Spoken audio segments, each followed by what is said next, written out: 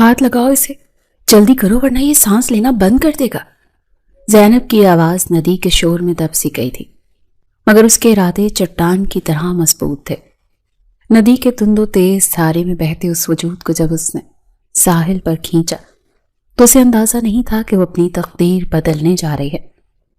زینب گاؤں کی وہ لڑکی تھی جسے حالات نے وقت سے پہلے ہی بڑا کر دیا تھا۔ اس کے ہاتھ اس اجنبی کے سینے پر دباؤ ڈال رہے تھے تاکہ پھیپڑوں میں بھرا پانی باہر نکل سکے۔ ہر ضرب کے ساتھ وہ دعا کر رہی تھی۔ آخرکار اس شخص نے کھانسا اور پانی کا ایک ریلا اس کے حلق سے باہر نکلا۔ وہ بری طرح زخمی تھا۔ اس کے کپڑے جگہ جگہ سے پھٹے ہوئے تھے اور چہرے پر گہرے زخموں کے نشان تھے جو بتا رہے تھے کہ اس پر کسی نے جان لیوا حملہ کیا ہے۔ اوئے شیرا، بھاگ کر جا اور حکیم چاچا کو لے کر آ، جلدی کر۔ زینب نے پاس کھڑے ایک چھوٹے بچے کو حکم دیا جو خوفزدہ نظروں سے اس ادموئے آدمی کو دیکھ رہا تھا۔ بچہ بھاگا تو زینب نے ایک لمبی سانس لی۔ اس نے اپنے دوپٹے کے پلو سے اجنبی کے ماتھے پر جمی مٹی صاف کی۔ وہ نہیں جانتی تھی کہ یہ وجدان ہے، وہ شخص جس کے پیچھے ایک پورا گینگ ہاتھ دھو کر پڑا تھا اور جس نے اپنی جان بچانے کے لیے ندی کی لہروں کا سہارا لیا تھا۔ تھوڑی ہی دیر میں حکیم صاحب وہاں پہنچ گئے۔ انہوں نے مہارت سے اس کے زخموں کا معائنہ کیا اور جڑی بوٹیوں کی پٹیاں باندھنے لگے۔ زینب نے جب دیکھا کہ اب وہ محفوظ ہاتھوں میں ہے تو خاموشی سے وہاں سے نکل گئی۔ اسے گھر پہنچنا تھا جہاں اس کی چچی فرخندہ کسی بپھرے ہوئے شیر کی طرح ہی اس کا انتظار کر رہی تھی۔ گھر پہنچتے ہی وہی ہوا جس کا اسے ڈر تھا۔ کتنی بار کہا ہے کہ ندی پر پورا دن مت گزارا کر، تیرے باپ نے فوج میں جا کر جان چھڑا لی اور تجھے میرے سر پر تھوپ دیا۔ اب کیا میں تیری نوکرانی ہوں کہ سارا دن کام کروں اور تو مٹر گشتی کرتی پھرے؟ چچی کی آواز پورے محلے میں گونج رہی تھی۔ زینب خاموش رہی۔ وہ جانتی تھی کہ اس کے بابا سرحدوں پر ملک کی حفاظت کر رہے ہیں تاکہ وہ یہاں محفوظ رہ سکیں، لیکن اسے کیا معلوم تھا کہ اس کا اپنا ہی گھر اس کے لیے کسی محاذ سے کم نہیں ہوگا۔ اس کی ماں کے انتقال کے بعد چچی نے اسے پناہ تو دی تھی، مگر اس پناہ کی قیمت وہ روزانہ اپنی تذلیل سے چکاتی تھی۔ وہ صرف میٹرک پاس تھی اور اسے آگے پڑھنے کا جنون تھا، مگر چچی کے تانے اور چچا کی خاموشی نے اس کے راستے میں دیواریں کھڑی کر دی تھی۔ اگلے دن زینب کا میٹرک کا آخری پرچہ تھا۔ وہ رات بھر جاگی تھی، آنکھوں میں خواب اور ہاتھ میں قلم لیے۔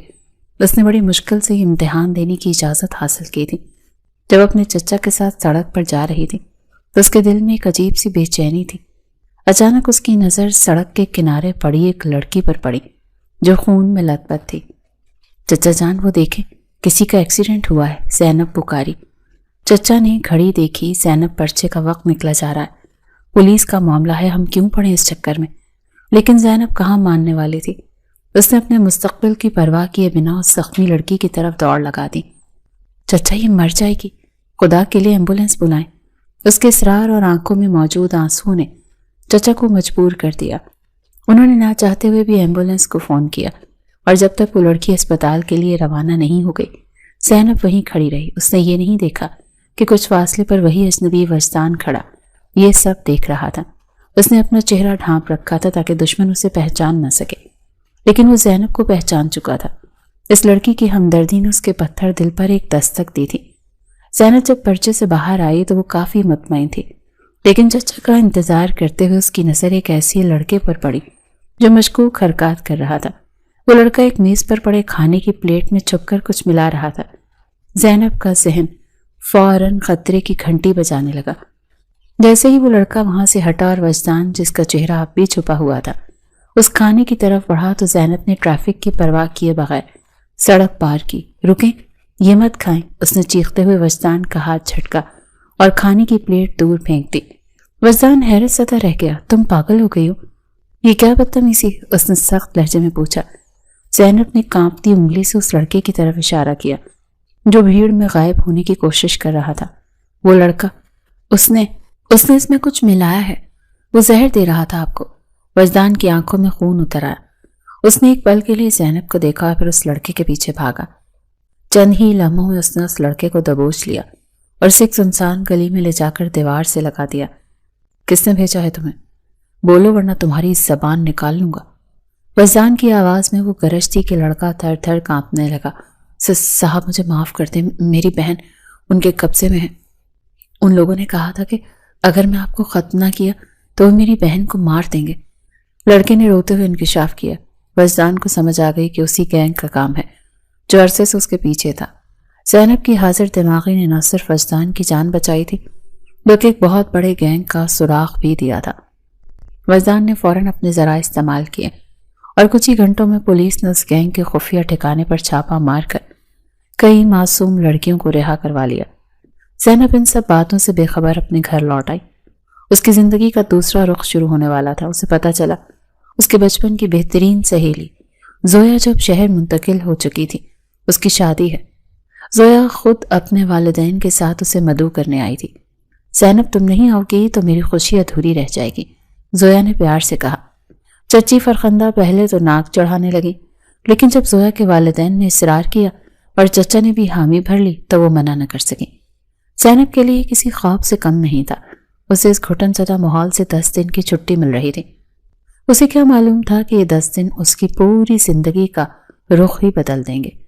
شہر پہنچ کر زینب ایک الگ ہی دنیا میں تھی۔ زویا کا گھر روشنی اور ہنگاموں سے بھرا ہوا تھا۔ زویا اپنی سہیلی کے حالات سے واقف تھی، اسی لیے اس نے زینب کے لیے بہترین کپڑے پہلے ہی سے خرید کر رکھے تھے۔ زینب یہ پہن کر آواز ڈھول کی ہے، تمہیں سب سے پیارا لگنا ہے۔ زویا نے ایک خوبصورت جوڑا اس کی طرف بڑھایا۔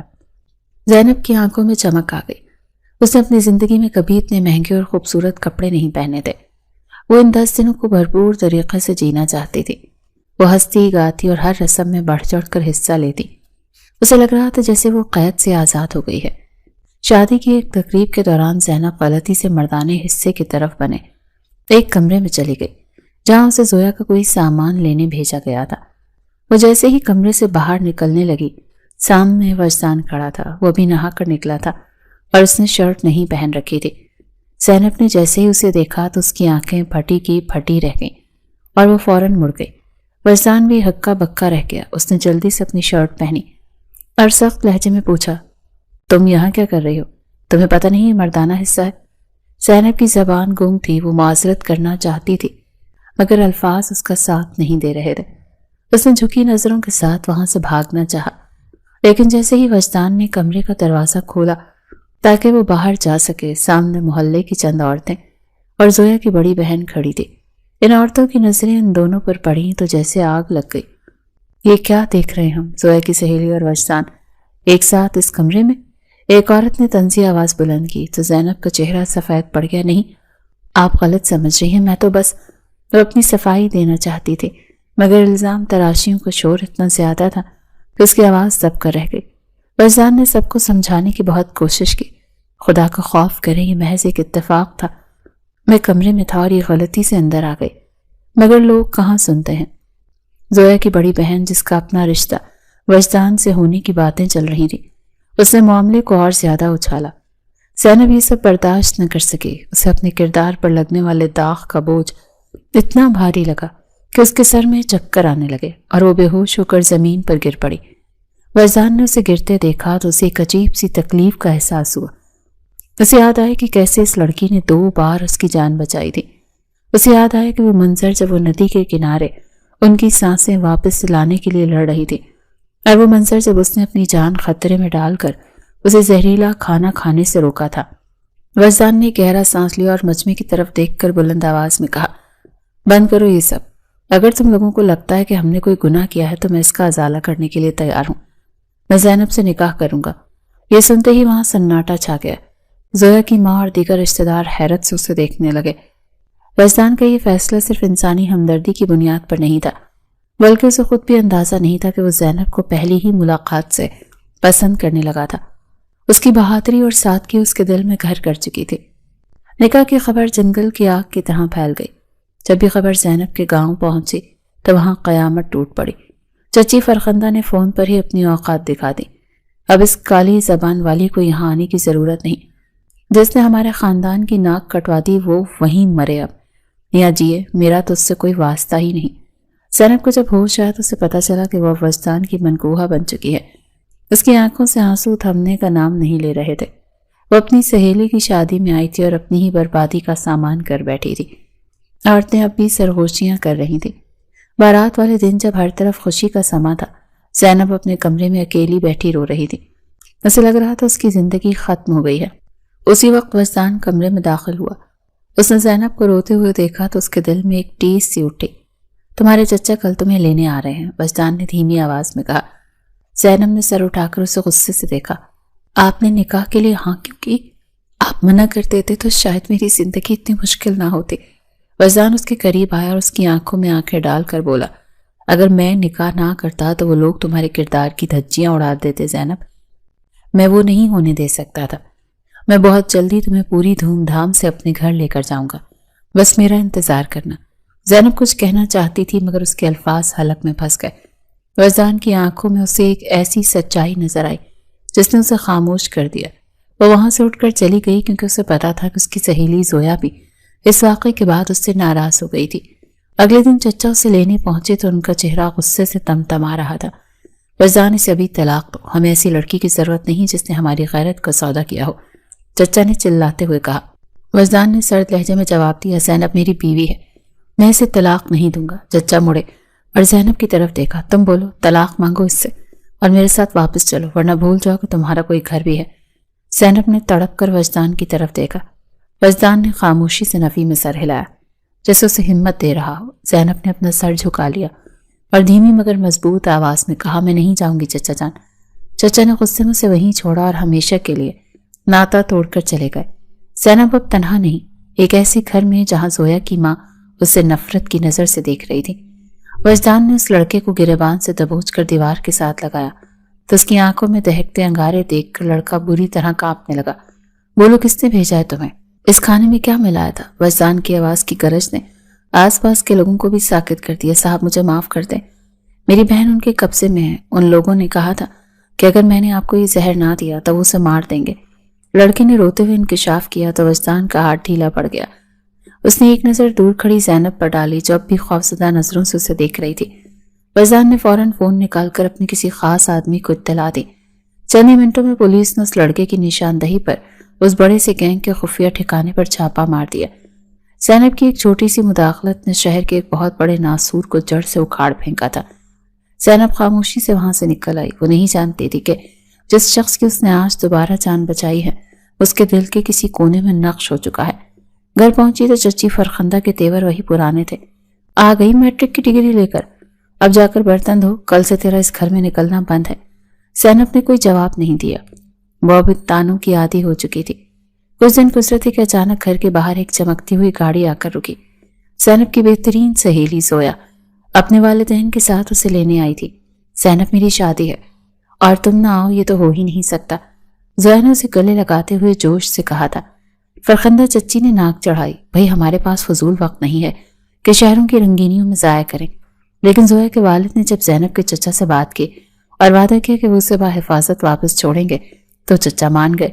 ٹھیک ہے، لے جاؤ اسے، ویسے بھی یہاں رہ کر اس نے کون سا تیر مارنے ہیں۔ شہر پہنچ کر زینب کی آنکھیں کھلی کی کھلی رہ گئیں۔ اونچی عمارتیں، سڑکوں پر دوڑتی گاڑیاں اور زویا کا عالی شان گھر، سب کچھ کسی خواب جیسا تھا۔ زینب یہ جوڑے تمہارے لیے ہیں، میں جانتی تھی کہ تمہاری وہ چچی تمہیں یہاں پرانے کپڑوں میں ہی بھیجیں گی، اسی لیے میں نے تمہارے لیے تیاری کر لی تھی۔ زویا نے الماری کھولی تو زینب کی آنکھیں چمک اٹھتی تھی۔ زویا، یہ سب بہت مہنگا لگ رہا ہے، میں کیسے؟ زینب نے ہچکچاتے ہوئے کہا۔ او ہو، اب بحث مت کرو، بس یہ پہن کر آج شام کی تقریب کے لیے تیار ہو جاؤ۔ زویا اسے پیار سے ڈانٹتے ہوئے باہر نکل گئی۔ شادی کا گھر تھا اور ہر طرف مہمانوں کا ہجوم اور ہنسی مذاق کا شور تھا۔ زینب نے وہ خوبصورت جوڑا پہنا تو آئینے میں خود کو پہچان نہ سکی۔ اس کی سادگی میں ایک عجیب سا حسن تھا جو کسی کو بھی اپنا اسیر کر سکتا تھا۔ تقریب کے دوران زویا نے اسے آواز دی، زینب ذرا اوپر والے کمرے سے میرا وہ پارسل تو لے کر آؤ جو ابھی بھائی لے کر آئے ہیں۔ زینب سیڑھیاں چڑھ کر اوپر پہنچی۔ اسے بتایا گیا تھا کہ دوسرا کمرہ ہے۔ اس نے جیسے ہی دروازہ کھولا اور اندر داخل ہوئی، سامنے کا منظر دیکھ کر اس کے پاؤں زمین میں گڑ گئے۔ وہاں وجدان موجود تھا۔ اس نے اپنی قمیض اتار رکھی تھی اور شاید کپڑے تبدیل کر رہا تھا۔ زینب کی چیخ نکلتے نکلتے رہ گئی۔ اس نے فوراً پیٹ موڑ لی۔ میں معذرت چاہتی ہوں، مجھے لگا یہ زویا کا کمرہ ہے۔ اس کی آواز کانپ رہی تھی۔ وجدان بھی ایک پل کے لیے ہکا بکا رہ گیا۔ اس نے جلدی سے اپنی شرٹ پکڑی اور اسے پہننے لگا۔ تم یہاں کیا کر رہی ہو؟ تمہیں پتہ نہیں ہے یہ مردانہ حصہ ہے؟ اس کے لہجے میں سختی تھی مگر آنکھوں میں وہی پرانی شناس آئی۔ میں ابھی جاتی ہوں۔ زینب نے جیسے ہی دروازے کی طرف قدم بڑھایا، وجدان نے بھی دروازہ کھولنے کے لیے ہاتھ آگے بڑھایا۔ عین اسی وقت باہر سے عورتوں کا ایک جتھا گزرا جن کی قیادت زویا کی بڑی بہن صبا کر رہی تھی۔ یہ کیا بدتمیزی ہے؟ صبا کی آواز پورے ہال میں گونجی۔ زینب، تم وجدان کے کمرے میں کیا کر رہی تھی؟ اور وہ بھی اس حالت میں؟ زینب کا رنگ سفید پڑ گیا۔ صبا، آپ غلط سمجھ رہی ہیں، میں تو بس سامان لینے گئی تھی۔ اتفاق؟ صبا نے طنزیہ قہقہہ لگایا۔ وجدان، آپ تو بھولے ہیں، مگر ہم سب جانتے ہیں کہ ایسی لڑکیاں کیسے چال بچھاتی ہیں۔ اب پورا خاندان کیا کہے گا؟ زویا کی شادی کے گھر میں یہ تماشا۔ وجدان تراشیاں اتنی شدید تھیں کہ زینب کو اپنا دم گھٹتا ہوا محسوس ہونے لگا۔ اسے اپنی چچی کے تانے، اپنے بابا کی عزت اور وہ کالی زبانیں یاد آنے لگیں جو اس کے کردار کی دھجیاں اڑا رہی تھی۔ اس کے سر میں شدید درد اٹھا اور اس نے سب سے پہلے کوئی اس سے سہارا دیتا۔ وہ بے ہوش ہو کر زمین پر گر پڑی۔ زینب، وجدان نے پکارا اور اسے اٹھانے کے لیے آگے بڑھا مگر عورتوں نے اسے روک دیا۔ ہاتھ مت لگائیں، اسے پہلے ہی کافی بدنامی ہو چکی ہے۔ صبا نے اسے پیچھے دھکیلا۔ کچھ دیر بعد جب زینب کو ہوش آیا تو وہ ایک کمرے میں تھی اور باہر سے اونچی آوازیں آ رہی تھیں۔ وجدان کی ماں سمیرہ بیگم اور دیگر رشتہ دار وہاں موجود تھے۔ وجدان، یہ تم نے کیا کیا؟ ہمارا سر شرم سے جھکا دیا اس لڑکی نے۔ سمیرہ بیگم رو رہی تھی۔ امی، میں نے کچھ نہیں کیا، نہ ہی اس لڑکی نے۔ آپ لوگ ایک چھوٹی سی بات کا بتنگڑ بنا رہے ہیں۔ وجدان نے دو ٹوک لہجے میں کہا۔ بتنگڑ؟ وجدان کی بہن نائلہ کے ہونے والے سسرالی بھی وہاں موجود تھے۔ اگر یہ بات باہر نکل گئی تو ہمارے خاندان کی بدنامی ہوگی۔ ہم ایسی بے حیا لڑکی والی فیملی میں اپنا بیٹا نہیں بیاہ سکتے۔ وجدان نے گہرا سانس لیا۔ اس نے کمرے کے اندر دیکھا جہاں زینب دروازے کے پیچھے کھڑی سب سن رہی تھی اور خاموشی سے رو رہی تھی۔ اسے یاد آیا کہ کیسے اس لڑکی نے ندی میں اس کی جان بچائی تھی، کیسے اس نے اسے زہریلا کھانا کھانے سے روکا تھا۔ آج اس کی باری تھی کہ وہ اس کی ڈھال بنے۔ وجدان نے مجمع کی طرف دیکھا اور بلند آواز میں کہا، ٹھیک ہے، اگر آپ سب کو لگتا ہے کہ اس لڑکی کی عزت پر حرف آیا ہے تو میں اس کا ذمہ لیتا ہوں۔ میں زینب سے اسی وقت نکاح کرنے کے لیے تیار ہوں۔ پورے کمرے میں موت جیسی خاموشی چھا گئی۔ سمیرہ بیگم کی آنکھیں پھٹ گئیں۔ وجدان، تم ہوش میں تو ہو؟ میں بالکل ہوش میں ہوں امی۔ مولوی صاحب کو بلائیں، نکاح ابھی ہوگا۔ وجدان کا فیصلہ حتمی تھا۔ زینب کے لیے کسی قیامت سے کم نہیں تھا۔ وہ جو ایک خوشحال زندگی کے خواب لے کر شہر آئی تھی، اب ایک حادثاتی نکاح کے بندھن میں بندھنے جا رہی تھی۔ جب نکاح خواہ نے اس سے پوچھا کہ کیا آپ کو وجدان ولد احمد کے ساتھ یہ نکاح قبول ہے تو اس کے حلق سے آواز ہی نہیں نکل رہی تھی۔ اس نے تڑپ کر وجدان کی طرف دیکھا جس کی آنکھوں میں ایک عجیب سا سکون اور تحفظ تھا۔ اس نے کانپتے ہوئے لبوں سے قبول ہے کہہ دیا۔ نکاح کی خبر جب گاؤں پہنچی تو فرخندہ چچی نے فون پر ہی آگ لگا دی۔ ہمیں اب اس لڑکی سے کوئی واسطہ نہیں، اس نے ہماری ناک کٹوا دی، اب وہیں مرے یا جیے، ہمارے گھر کے دروازے اس کے لیے اب ہمیشہ کے لیے بند ہیں۔ زینب اپنے کمرے میں بیٹھی رو رہی تھی کہ وجدان اندر داخل ہوا۔ اس نے زینب کو روتے دیکھ کر اپنا ہاتھ اس کے کاندھے پر رکھنا چاہا مگر رک گیا۔ زینب، میں جانتا ہوں تم مجھ سے غصہ ہوگی مگر یقین کرو یہ تمہاری عزت بچانے کا واحد راستہ تھا۔ زینب نے آنسو پونچھ کر اسے دیکھا۔ عزت تو تب بھی بچ جاتی اگر آپ ان لوگوں کو سچ پر یقین دلاتے۔ اب میرا کیا ہوگا؟ میرے اپنے مجھے چھوڑ چکے ہیں، تم اکیلی نہیں ہو زینب، وجدان نے سنجیدگی سے کہا۔ کل تمہارے چچا تمہیں لینے آ رہے ہیں، وہ طلاق کا مطالبہ کریں گے، تم نے بس خاموش رہنا ہے، باقی میں سنبھال لوں گا۔ میں تمہیں بہت جلد یہاں سے پوری دھوم دھام کے ساتھ لے کر جاؤں گا۔ زینب کچھ کہنا چاہتی تھی مگر وجدان باہر نکل چکا تھا۔ اگلی صبح جب چچا وہاں پہنچے تو ان کا غصہ ساتویں آسمان پر تھا۔ وجدان، اسے طلاق دو، ہم اسے اپنے ساتھ لے جا رہے ہیں۔ وجدان نے سرد لہجے میں جواب دیا، طلاق نہیں ملے گی چچا جان، زینب میری بیوی ہے اور اب وہ یہیں رہے گی۔ چچا نے زینب کی طرف دیکھا۔ زینب بولو، طلاق مانگو اس سے زینب۔ زینب نے سر جھکا لیا۔ اس کی نظریں وجدان کی آنکھوں پر پڑیں جو اسے انکار کرنے کا ہی اشارہ کر رہی تھی۔ میں نہیں جاؤں گی۔ زینب کی آواز دھیمی تھی مگر اس میں ایک فیصلے کی جھلک تھی۔ ٹھیک ہے، تو پھر آج سے تمہارا ہم سے کوئی رشتہ نہیں، تم ہمارے لیے مر چکی ہو۔ چچا غصے میں پیر پٹکتے ہوئے وہاں سے نکل گئے۔ زینب اب اس بڑے گھر میں بالکل تنہا رہ گئی تھی جہاں سمیرہ بیگم کی نفرت اور نائلہ کی سازشیں اس کا استقبال کر رہی تھیں، لیکن وجدان کا وہ ایک جملہ اس کے دل میں امید کی کرن کی طرح روشن تھا۔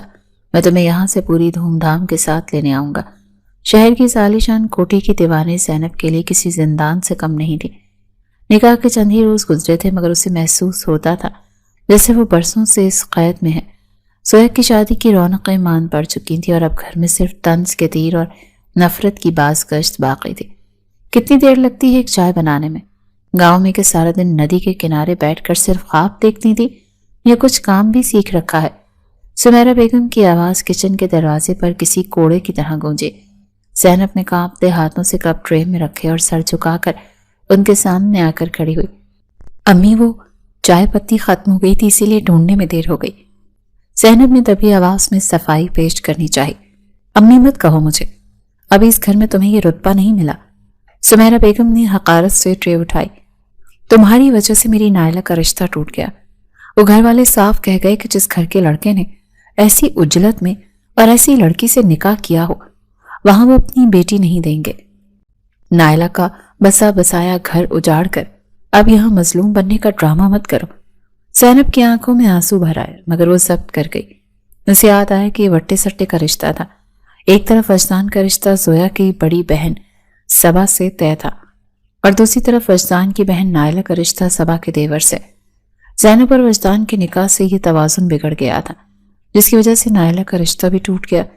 بھابھی، یہاں فرش پر ابھی تک پانی گرا ہوا ہے، کیا آپ چاہتی ہیں کہ میں گر کر اپنی ٹانگ توڑوا لوں؟ نائلہ کچن میں داخل ہوئی تو اس کے لہجے میں وہی زہر تھا جو سمیرہ بیگم کی باتوں میں تھا۔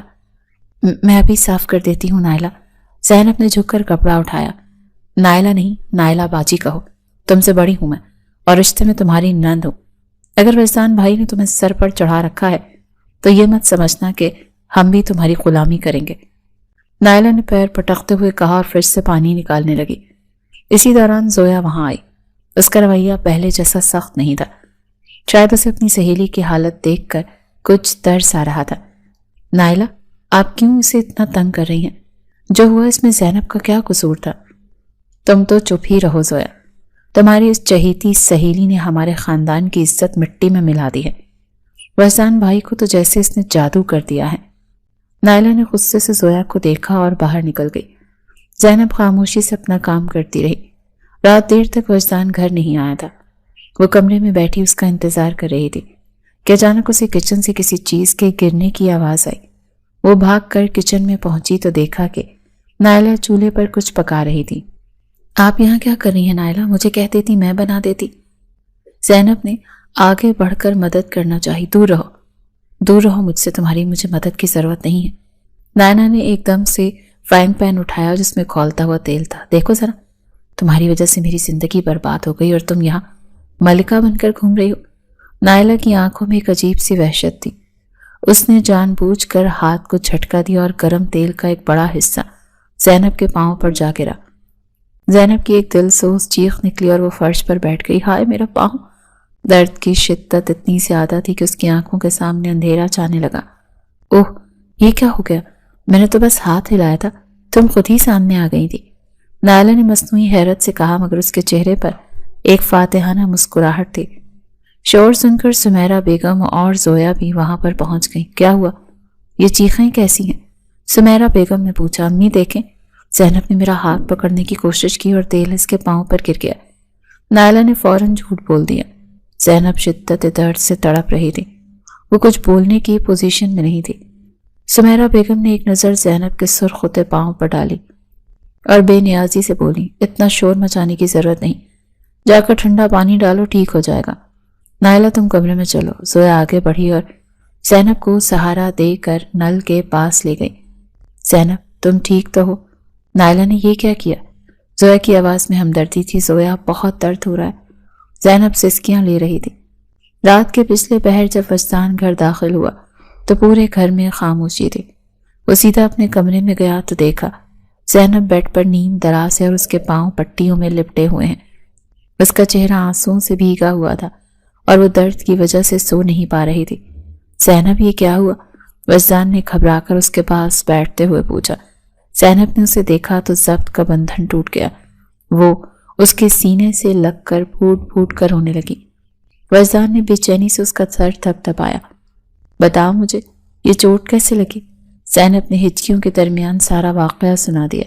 وہ جانتی تھی کہ اگر وہ خاموش رہی تو نائلہ کے حوصلے اور بڑھ جائیں گے۔ وجدان کا چہرہ غصے سے تمتما اٹھا، اس کی مٹھیوں میں جان آ گئی تھی۔ نائلہ نے یہ سب جان بوجھ کر کیا اور امی نے تمہیں ڈاکٹر کے پاس لے جانے کی زحمت تک نہیں کی۔ وجدان کی آواز میں وہ سردی تھی جو طوفان سے پہلے آتی ہے۔ وہ جھٹکے سے اٹھا اور کمرے سے باہر نکل گیا۔ وجدان رکے، بات سنے۔ زینب نے اسے روکنا چاہا مگر وہ جا چکا تھا۔ وجدان نے سمیرہ بیگم کے کمرے کا دروازہ زور سے بجایا۔ امی باہر آئیں۔ سمیرہ بیگم ہڑبڑا کر باہر نکلی۔ کیا ہوا وجدان؟ اس وقت یہ شور کیوں مچایا ہوا ہے؟ نائلہ بھی اپنے کمرے سے باہر آ گئی۔ شور میں نے نہیں، اس ظلم نے مچایا ہے جو اس گھر میں میری بیوی کے ساتھ ہو رہا ہے۔ وجدان نے نائلہ کی طرف اشارہ کیا۔ نائلہ تمہاری ہمت کیسے ہوئی زینب پر گرم تیل گرانے کی؟ بھائی وہ تو اتفاق تھا، نائلہ نے ہکلاتے ہوئے کہا۔ اتفاق نہیں تھا، میں تمہاری فطرت سے واقف ہوں۔ اور امی، آپ نے اسے اسپتال لے جانا بھی ضروری نہیں سمجھا؟ کیا انسانیت ختم ہو گئی ہے آپ لوگوں میں؟ وجدان کی گرج پورے گھر میں گونج رہی تھی۔ تم ایک معمولی لڑکی کے لیے اپنی ماں اور بہن پر چلا رہے ہو؟ سمیرہ بیگم نے سینے پر ہاتھ رکھ کر کہا۔ وہ منحوس قدموں والی لڑکی جب سے آئی ہے اس گھر کا سکون برباد ہو گیا ہے۔ اگر وہ منحوس ہے تو پھر میں بھی اس منحوسیت کا حصہ بننا چاہتا ہوں۔ وجدان نے دو ٹوک لہجے میں کہا۔ امی، میں نے آپ سے ہمیشہ ادب سے بات کی ہے مگر آج آپ نے حد پار کر دی ہے۔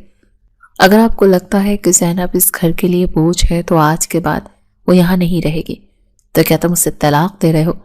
نائلہ کی آنکھوں میں چمک آئی۔ نہیں، میں اسے لے کر یہاں سے جا رہا ہوں۔ جہاں اس کی عزت ہوگی وہیں میرا گھر ہوگا۔ وجدان کا فیصلہ پتھر پر لکیر تھا۔ سمیرہ بیگم تو ہکا بکا رہ گئی تھی۔ وجدان، تم ہوش میں تو ہو؟ ایک لڑکی کے لیے اپنی ماں کا گھر چھوڑ رہے ہو؟ ماں کا گھر تب تک گھر ہوتا ہے جب تک وہاں انصاف ہو۔ جہاں میری بیوی کا پاؤں جلایا جائے اور اسے تانے دیے جائیں وہ میرے لیے گھر نہیں ہے۔ وجدان واپس اپنے کمرے میں گیا اور الماری سے اپنا اور زینب کا سامان نکال کر بیگ میں ڈالنے لگا۔ زینب اسے حیرت سے دیکھ رہی تھی۔ وجدان، آپ کیا کر رہے ہیں؟ آپ میرے لیے اپنی ماں سے لڑ رہے ہیں۔ میں تمہارے لیے نہیں، حق کے لیے لڑ رہا ہوں زینب۔ چلو ہم ابھی یہاں سے نکل رہے ہیں۔ وجدان نے بیگ اٹھایا اور زینب کو سہارا دے کر کمرے سے باہر آیا۔ صحن میں سمیرہ بیگم کھڑی رو رہی تھی مگر وجدان کے قدم نہیں ڈگمگائے۔ وجدان، اگر تم آج اس دہلیز سے باہر گئے تو یاد رکھنا میرا تمہارا کوئی رشتہ نہیں رہے گا۔ وجدان رک گیا۔ اس نے پلٹ کر اپنی ماں کو دیکھا۔ رشتے ٹوٹتے نہیں امی، توڑے جاتے ہیں۔ آپ نے یہ رشتہ اسی دن توڑ دیا تھا جب آپ نے زینب کی تکلیف پر مسکرانا شروع کیا تھا۔ خدا حافظ۔ وہ زینب کو لے کر اپنی گاڑی میں بیٹھا اور وہاں سے نکل گیا۔ شہر کی خاموش سڑکوں پر گاڑی دوڑاتے ہوئے وجدان کا ذہن بہت صاف تھا۔ وہ اسے اس چھوٹے سے گھر میں لے کر آیا جو اسے کمپنی کی طرف سے ملا تھا۔ یہ گھر عالی شان تو نہیں تھا مگر وہاں سکون کا احساس تھا۔ یہ ہمارا نیا ٹھکانہ ہے زینب، یہاں تمہیں کوئی تکلیف نہیں دے گا، وجدان نے اسے بیڈ پر بٹھاتے ہوئے کہا۔ اس نے خود اپنے ہاتھوں سے زینب کے پاؤں کی پٹی کھولی اور اسے نئی دوا لگائی۔ زینب کی آنکھوں میں تشکر کے آنسو تھے۔ آپ نے میرے لیے بہت بڑا خطرہ مول لیا ہے۔ تم میری ذمہ داری ہو زینب، اور ذمہ داری سے بھاگا نہیں جاتا۔ وجدان نے اس کا ہاتھ تھام لیا۔ اگلے چند دن ان کے لیے بہت پرسکون تھے۔ وجدان آفس جاتا اور زینب گھر سنبھالتی۔ اس دوران زینب کے والد بھی وہاں آئے۔ وہ اپنی دوسری شادی اور نئے بچوں میں مگن تھے مگر وجدان کو دیکھ کر وہ مطمئن ہو گئے۔ بیٹا، زینب کا خیال رکھنا۔ میں جانتا ہوں حالات مشکل رہے ہیں مگر تم اسے بہترین سہارا دے سکتے ہو۔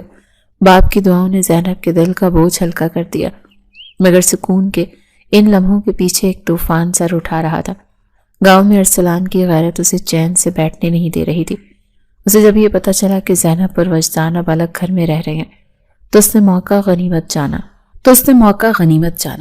میں اسے اتنی آسانی سے نہیں چھوڑوں گا۔ زینب میرا حق تھی اور میرا حق کوئی چھین کر نہیں لے کر جا سکتا۔ ارسلان نے شہر کی طرف سفر شروع کر دیا تھا۔ وہ جانتا تھا کہ وجدان آفس میں ہوتا ہے اور زینب گھر پر اکیلی ہوتی ہے۔ ایک دوپہر جب زینب قریب کے شاپنگ مال سے کچھ ضروری سامان لے کر باہر نکل رہی تھی، اچانک ایک کالی گاڑی اس کے سامنے آ کر رکی۔ اس سے پہلے کہ وہ کچھ سمجھ پاتی، دو نقاب پوشوں نے اسے زبردستی گاڑی کے اندر کھینچ لیا۔ زینب کی چیخیں گاڑی کے شور میں دب سی گئیں۔ ارسلان نے اسے اغوا کر لیا تھا۔ وجدان جب آفس سے گھر واپس آیا اور زینب کو وہاں نہ پایا تو اسے ایک عجیب سا کھٹکا ہوا۔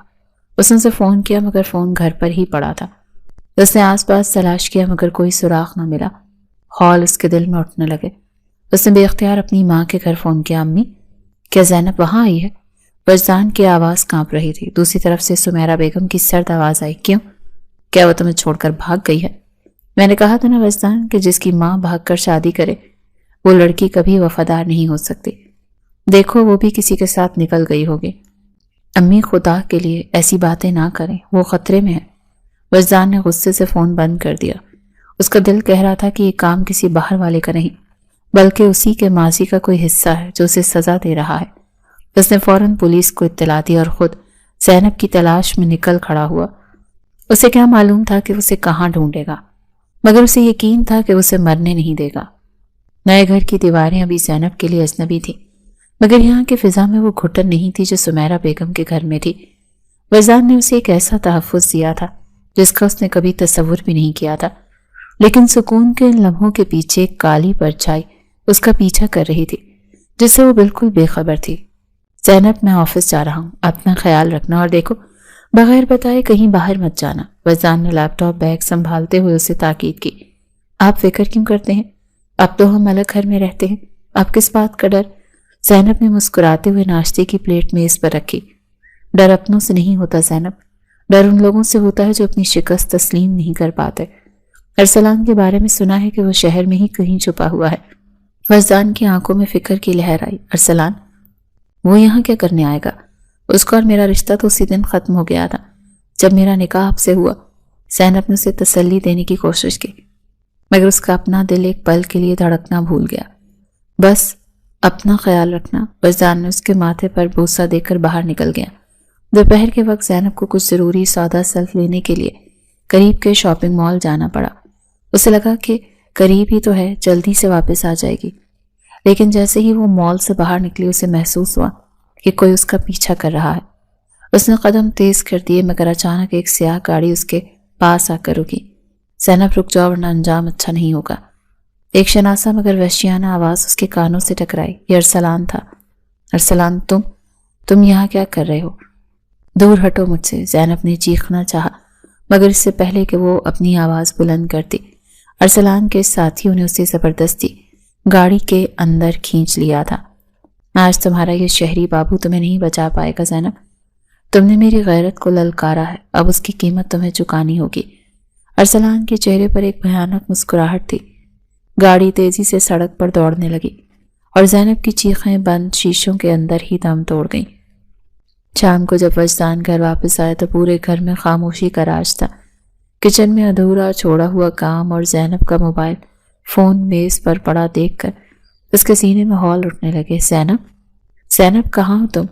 وہ پاگلوں کی طرح ہر کمرے میں گیا مگر وہاں صرف سناٹا تھا۔ اس نے فوراً اپنے گارڈ کو کال کی مگر اسے بھی کچھ پتہ نہیں تھا۔ وجدان کا دماغ کام کرنا چھوڑ گیا تھا۔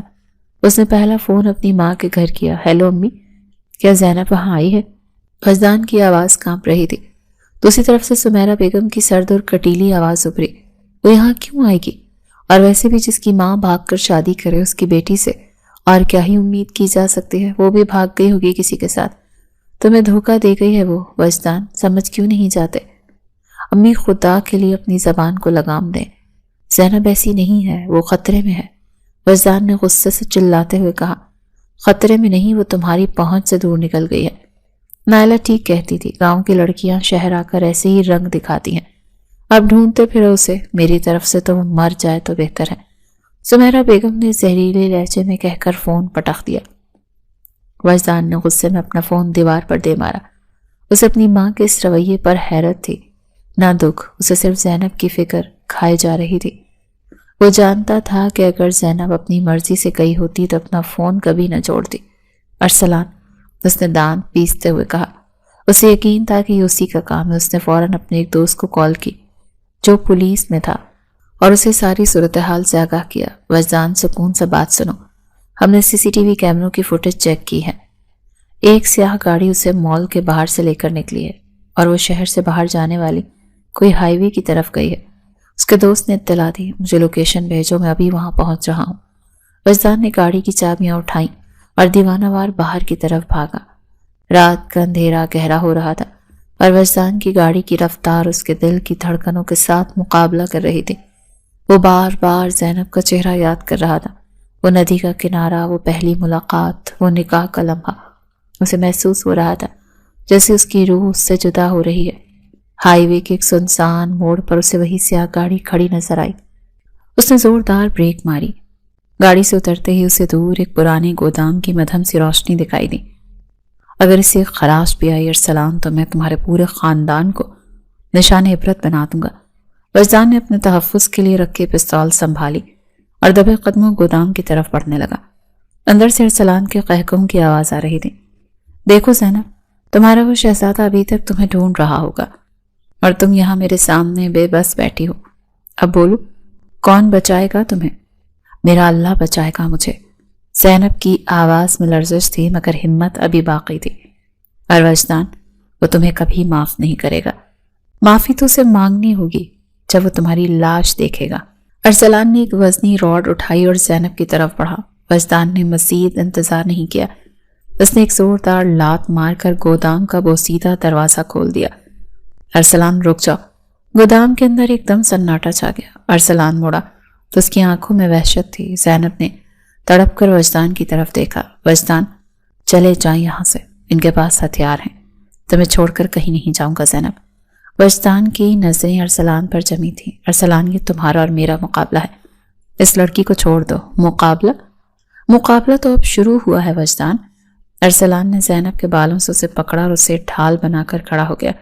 ایک قدم بھی آگے بڑھے تو میں اسے ختم کر دوں گا۔ وجدان کے پاؤں وہیں جم گئے۔ اس کی زندگی ایک ایسے موڑ پر کھڑی تھی جہاں ایک غلط فیصلہ سب کچھ برباد کر سکتا تھا۔ گودام کے حفظ زدہ ماحول میں ارسلان کا جنون اپنی حدیں چھو رہا تھا۔ اس نے زینب کا بازو سختی سے جکڑ رکھا تھا اور اسے زبردستی گودام کی پشت پر کھڑی گاڑی کی طرف گھسیٹ رہا تھا۔ زینب کی آنکھوں میں خوف تو تھا مگر اس نے ہمت نہیں ہاری تھی۔ ارسلان، یہ راستہ تمہیں صرف تباہی کی طرف لے جائے گا۔ بزدلوں کی طرح مجھے چھپا کر تم کیا ثابت کرنا چاہتے ہو؟ زینب کی آواز میں لرزش کے بجائے ایک للکار تھی۔ خاموش ہو جاؤ زینب، تم نے جس شہری بابو کے غرور میں مجھے ٹھکرایا ہے، آج میں اس کا غرور خاک میں ملا دوں گا۔ ارسلان نے جیسے ہی اسے گاڑی میں دھکیلنا چاہا، گودام کی آہنی دروازہ ایک زوردار دھماکے سے کھلا۔ اسے ہاتھ بھی مت لگانا ارسلان، وجدان کی گرجدار آواز نے گودام کی دیواروں کو ہلا کر رکھ دیا۔ وہ اکیلا نہیں تھا، اس کے پیچھے پولیس کی نفری بھی موجود تھی۔ ارسلان نے بوکھلا کر زینب کو اپنے سامنے ڈھال بنانا چاہا مگر وجدان نے مہلت نہ دی۔ وہ بجلی کی سی تیزی سے آگے بڑھا اور ارسلان کا بازو مروڑ کر اسے زینب سے دور کر دیا۔ اس سے پہلے کہ ارسلان کوئی جوابی وار کرتا، پولیس نے اسے دبوچ لیا۔ اس سارے ہنگامے میں زینب کا پاؤں پھسلا اور وہ زمین پر گری جس سے اس کا سر قریب پڑی ایک لکڑی کی پیٹی سے ٹکرا گیا۔ وہ بے ہوش نہیں ہوئی تھی مگر صدمے اور درد کی شدت سے اس کی آنکھوں کے سامنے اندھیرا چھانے لگا۔ زینب، وجدان نے تڑپ کر اسے سہارا دیا۔ اس بار کوئی خون نہیں بہا تھا، کوئی گولی نہیں چلی تھی مگر زینب کے چہرے کی زردی وجدان کا کلیجہ چیرنے کے لیے کافی تھی۔ اسپتال کے ویٹنگ ایریا میں سمیرہ بیگم بے چینی سے ٹہل رہی تھی۔ نالا اور زویا بھی وہیں موجود تھیں۔ جب انہیں پتہ چلا کہ زینب نے ارسلان کے سامنے جھکنے کے بجائے وجدان کا نام پکارا اور اسے بچانے کی خاطر خود کو خطرے میں ڈالا تو ان کے دلوں میں موجود نفرت کی برف پگھلنے لگی تھی۔ وجدان وارڈ سے باہر نکلا تو اس کا چہرہ سفید تھا۔ سمیرہ بیگم لپک کر اس کے پاس پہنچی۔ وجدان، کیسی ہے وہ؟ ڈاکٹر نے کیا کہا؟ وجدان نے خاموشی سے اپنی ماں کو دیکھا۔ اس کی آنکھوں میں وہ گلہ تھا جو لفظوں کا محتاج نہیں تھا۔ وہ ٹھیک ہے امی، لیکن وہ ٹوٹ گئی ہے۔ وہ لڑکی جس نے ندیم اجنبی کی جان بچائی، جس نے سڑک پر تڑپتی لڑکی کی مدد کی، جس نے مجھے زہر سے بچایا، آج وہ اپنے ہی اپنوں کے تانوں سے ہار گئی ہے۔ سمیرہ بیگم کی آنکھوں سے پشیمانی کے آنسو بہہ نکلے۔ مجھے معاف کر دو وجدان، میں نے اس ہیرا لڑکی کو پہچاننے میں بہت دیر کر دی۔ نائلہ دیکھو اپنی بھابھی کو، وہ ہم سے کتنی بہتر نکلی۔ نائلہ نے سر جھکا لیا۔ بھائی، میں نے زینب کے ساتھ جو کیا اس کا پچھتاوا مجھے تا حیات رہے گا۔ کیا وہ ہمیں معاف کر دیں گی؟ وجدان نے گہری سانس لی۔ زینب کا دل بہت بڑا ہے نائلہ، وہ معاف کر دے گی، مگر کیا تم لوگ آپ اسے وہ مقام دے پاؤ گے جس کی وہ حقدار ہے۔ سمیرہ بیگم نے پختہ لہجے میں کہا، اب زینب اس گھر کی بہو نہیں، میری بیٹی بن کر رہے گی۔ اگلے دن جب زینب کو ہوش آیا اور اس نے اپنے سر پر سمیرہ بیگم کا مہربان ہاتھ محسوس کیا تو اسے لگا کہ جیسے وہ کوئی خواب دیکھ رہی ہوں۔ سمیرہ بیگم نے اس کے ماتھے پر بوسہ دیا اور دھیمی آواز میں بولی، بیٹی مجھے معاف کر دو، میں نے تمہارے کردار پر بات کی، حالانکہ تم تو اس گھر کی لاج نکلی۔ زینب کی آنکھوں میں آنسو آ گئے۔ اس نے سمیرہ بیگم کا ہاتھ تھام کر اپنے گال سے لگا لیا، امی مجھے بس آپ کا پیار چاہیے تھا، مجھے کسی سے کوئی گلہ نہیں۔ نائلہ نے بھی آگے بڑھ کر زینب کا ہاتھ تھاما، بھابھی مجھے معاف کر دیں، میں نے جان بوجھ کر آپ کو تکلیف پہنچائی۔ گھر کی فضا جو کبھی زہر آلود تھی اب محبت کی خوشبو سے مہکنے لگی تھی۔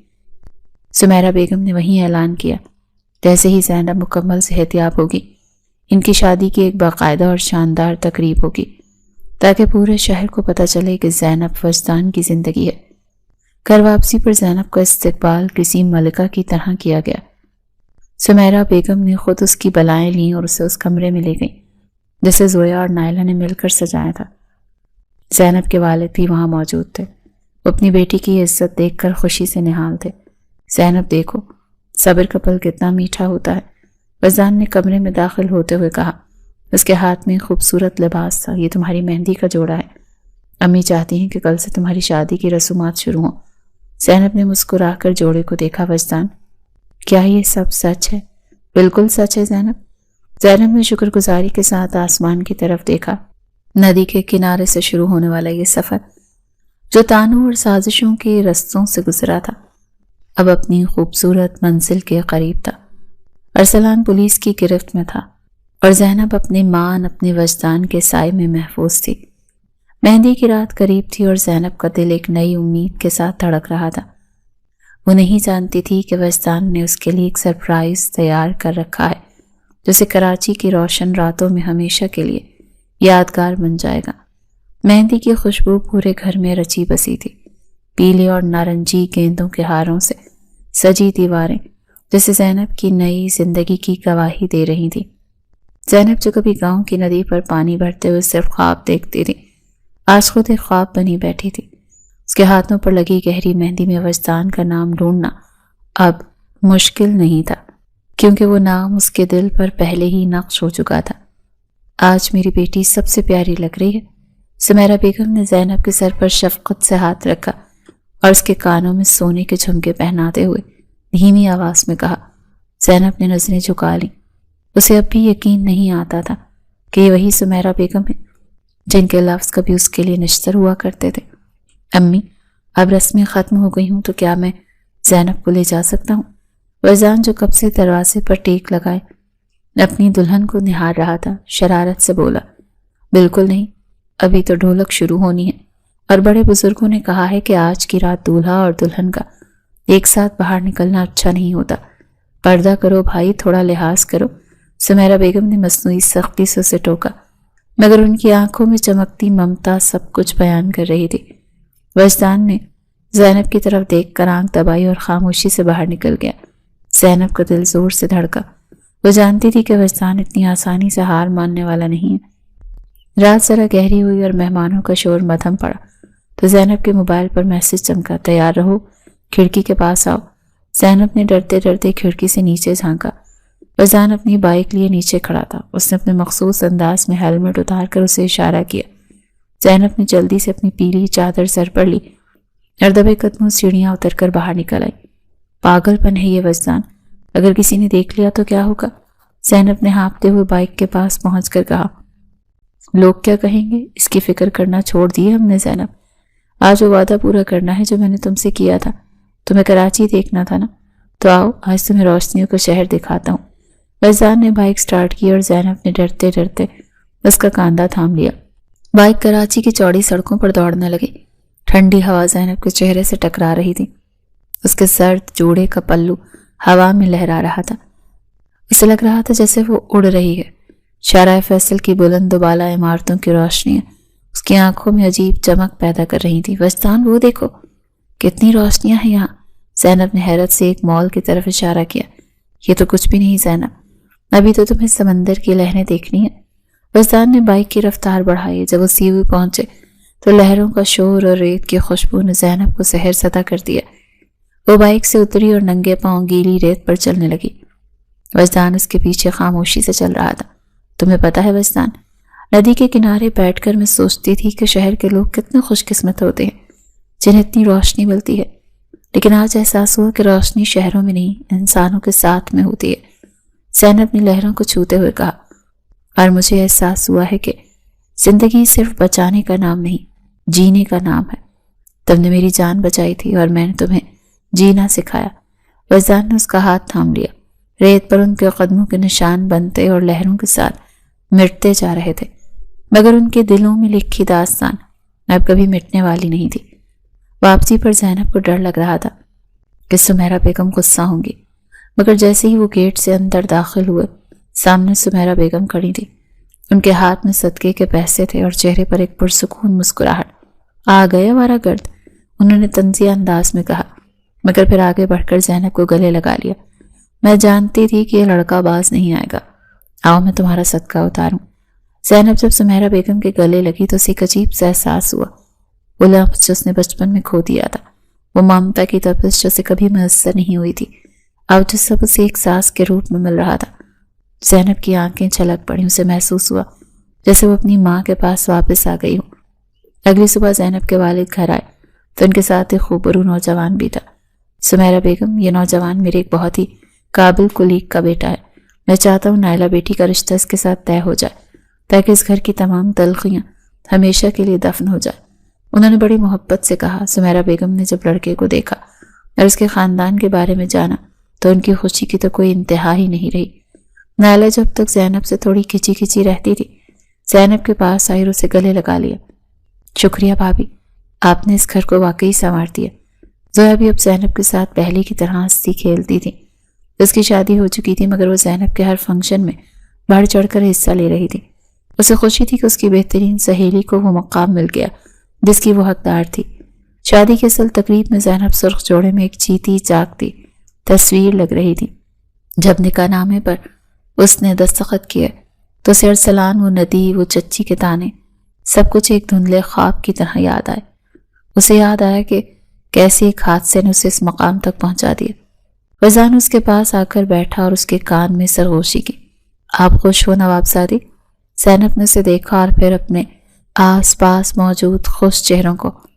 اس کے والد، سمیرہ بیگم، نائلہ، زویا، سب اس کی خوشی میں خوش تھے۔ بہت خوش ہوں وجدان، مجھے لگتا ہے کہ اللہ نے مجھے وہ سب دیا ہے جو میں نے کبھی مانگا بھی نہیں تھا، زینب نے انتہائی دھیمی آواز میں جواب دیا۔ ان کی زندگی اب ایک ایسے راستے پر تھی جہاں کوئی دشمن نہیں تھا، کوئی سازش نہیں تھی۔ زینب نے کراچی کی ان روشنیوں میں اپنی منزل ڈھونڈ لی تھی اور وجدان نے اس سادہ سی لڑکی میں اپنا پورا جہان پا لیا تھا۔